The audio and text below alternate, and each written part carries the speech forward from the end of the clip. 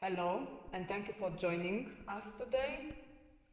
It's the most exciting moment in space, because if you want to help create this new space age, you can join right now and do it. As all the challenges say, space needs a lot: communication, observation, creators, and so on. So, plenty of work for all of us. Imagine working on the space highway system, the air traffic control, the interstellar internet, or the phone galaxy. All these will need a lot of people, and all these will be challenging jobs, gratifying jobs, if you want, historical jobs.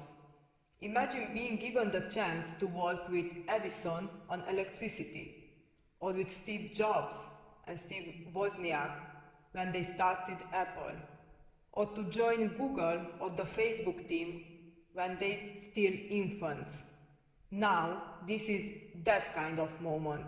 That moment that appears once in a lifetime, when something new appears and you have the chance to leave your small apartment and join on something way bigger than you, way bigger than anything that was done till now, to discover the space together with the leading teams in the world, NASA experts.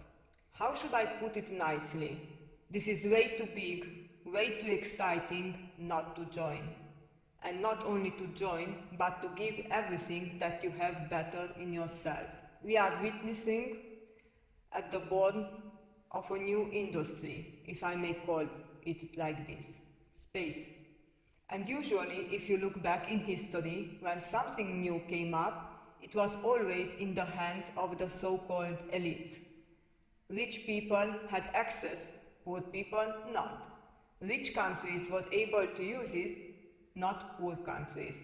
Men put their hands on the innovations, not women. Shortly, the majority and not minority. It is also true that till now, all these innovations were anchored in a moment when, for example, women did not even have the right to vote or access to proper education or to work. But now, we are living in a different historical moment. We are able now to make our voices heard, all voices, from the north and south, from the east and west, from men and women, from all ethnicities. Because if we want to design something new, we should do it right from moment one. And we should include all visions, needs, opinions.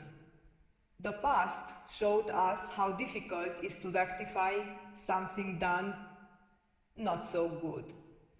So better build it from the start well and diverse. It is a must to include all opinions from all people.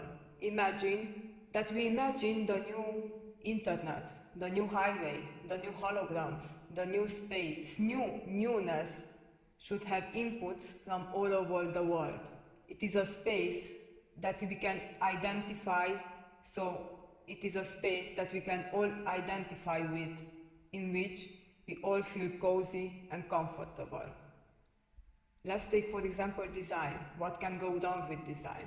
Well, remember when we were going out in 2019, in the pre-COVID era, and you entered a location, a restaurant, where they don't have chairs for kids or food for kids. Not so good for families, especially not so good for mothers. Or even small details, like emojis. They were in the beginning all for white people. Now, depending on your ethnicity, you can send emojis in all colors. These colors we need everywhere, in all designs, in all ideas, in all prototypes. So, nowadays everybody is pushing towards diversity. But why? Why diversity is so important? Of course, it is about gender, race, ethnicity, so on. But it's about so much more. It is about everything in your life. It really cuts deeply in who we are and how we are able to develop. And the best development is through diversity, to talk and listen to the other. When I was a little girl, I lived in a region with mountains. I really liked hiking all that fresh air and the trees, and I remember my grandpa telling me about the diversity in nature. When you plant trees, you need to plant different trees. Otherwise, if they are all the same and one gets sick, all the other will get sick. If they are different, some may get sick and other may not. Also, I'm coming from the banking world. I have worked few years there, dealing with a lot of things, but also with seed funding for early stage entrepreneurs. The first thing anybody from the investment world will say to you is, don't bet on one basket. All investment firms, including those that invest in startups, will agree. In order to be a winner, you need a diverse portfolio of startups. Markets are unpredictable. You have no idea if the next big thing will be in fintech or food tech. In 2019, we were talking about when we will have self-driving cars. In 2020, about the importance of washing your hand and how to wash your hand and how to wear masks, and also about the space and traveling to Mars. But coming back to business and diversity, if we don't have diversity also in competition, on the long run we will have a negative effect on economic stability. That is why monopolies are risky and we need healthy competition. A reason why so many are investing in startups, small ones that one day might grow. In the workplace, all researches show that setting up diverse teams in terms of race, gender, ethnicity, idea exchange will become better. Creativity is higher. Diverse group tends to listen more to new ideas and have more problem-solving abilities. And broadly, diversity is about all our culture, meeting people from other cultures, getting to know other cultures, meeting people from other cultures, getting to know other cultures, how people think, react, work, live, and love may reflect on your own life, on your own culture, sometimes questioning it, other times simply accepting differences, other times trying to improve your life. How interaction between cultures influenced humanity? Let's take a look at the art world. Painters such as Matisse or Picasso visited African cultures and were influenced by them and incorporated in their works motifs and patterns from African countries, sometimes admitting it, other times not. It is well known that Picasso incorporated patterns from African culture, especially from masks. And this inspiration from African culture in turn changed the Western modern art and led to some art movements such as Cubism or abstract expressionism that we even enjoy today. And if we come down from the elite art world to our daily life and look at food, nowadays our food is so creative because we mixed food from different cultures. We have pizza from the Italians, spices from Asia, green tea from the Chinese, Coca-Cola from the Americans, sugar from India, coffee from Africa, and tobacco from Native Americans. So diversity made us who we are today. Diversity makes us richer as people, as cultures, as society. It is present in our every single surface on our earthly life. It is present in nature, food, art, financial, business, work. It brings innovation and progress. So if we are talking about space, let's make our space diverse. Let's give inputs, let's give our visions as women, as men, as artists, as teachers, as engineers, as creators, as everything. Shortly, as we would say in the startup world, get our shit together and let's work. And now we will be joined by Lummi. You already know Lummi, all of you, so straight to the subject. Tell me, Lummi, how do you see the space? Well, let's see how people will imagine the space. I'm really looking forward to see what apps are coming. because I am from art. You mentioned in your discourse Picasso and Matisse and their inspiration from Africa. Do you think it was cultural exchange or simply theft or colonialism? We could have a long talk on this issue, but I will try the short answer. The fact is that, for example, Picasso did not even admit the African influence in his work. And it was not only art, it was also fashion. Yves Saint Laurent got some inspiration from Africa, although I think that he admitted this influence. Moreover, due to this African influence, a whole new generation of art movement started. Cubism, for example. The winners were Europeans, and the African muse was forgotten.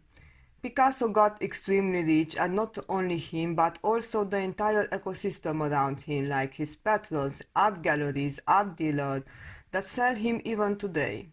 However, nowadays there is a whole new generation of artists and creators, and we interviewed few of them, and we will continue to interview them. And we have a platform, Tech Vanguard, where we promote the new artists, creators, visionaries. So there you can read article about the first Nigerian 3D exhibition and interview with Pavilion 45, a market place for African art and artists. You can read the interview with the Nigerian co-founder of Will Square. Are artists such as Anatolia, about her short film about artificial intelligence is very interesting story. And coming soon, Afro Roots, an XR experience about African culture. But when it comes to space imagery, how was space imagined in science fiction? Do you see any difference between then and now? Old vision it's not the same like today vision, absolutely. If I remember correctly, the first movie produced in 1910, first movie produced by Thomas Edison for his home kinetoscope. Actually, is the first American science fiction movie.